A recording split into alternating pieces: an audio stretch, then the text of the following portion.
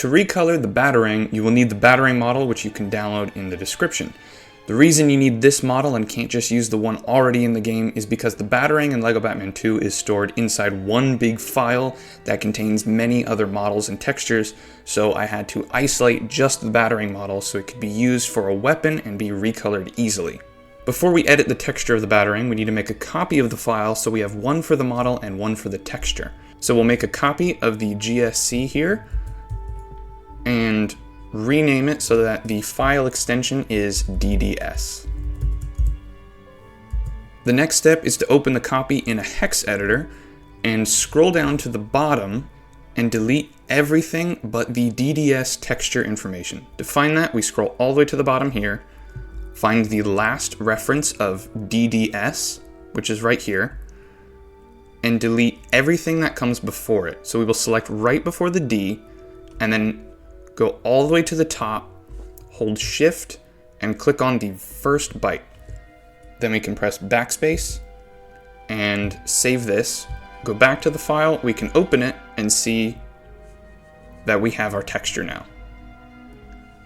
So now we need to open this texture in an image editing program that allows importing and exporting of DDS textures. Once we have the image open, we can now change the colors in this texture. We have the black here, which is the base of it, and the red, which is the webbed part of the wing. So we can easily use a fill tool and just change these colors however we want. So I will make mine reddish brown and lavender.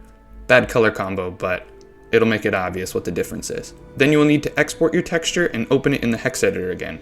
We will also need to open the original model file, scroll all the way down to the bottom where that DDS texture information is, go to our texture file, copy all the information, and then select everything from here that we deleted before and paste over it.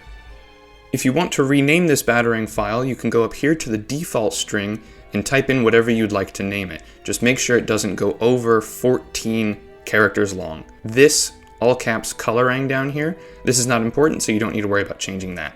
Whatever you change the default string to, make sure you rename the file itself to be an all caps version of what you made the default string. Now we can use this as the weapon model. Next, we need to make this a usable weapon in the game and give it to a character.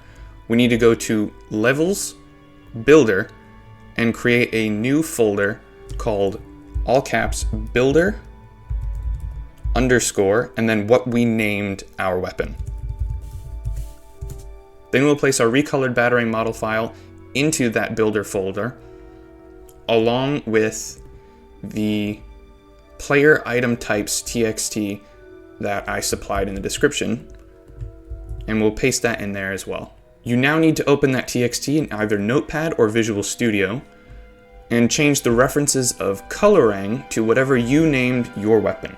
Save this and go to Levels, levels.txt, scroll to the very bottom and type in level _ start dir and in quotations builder / builder _ the name of yours,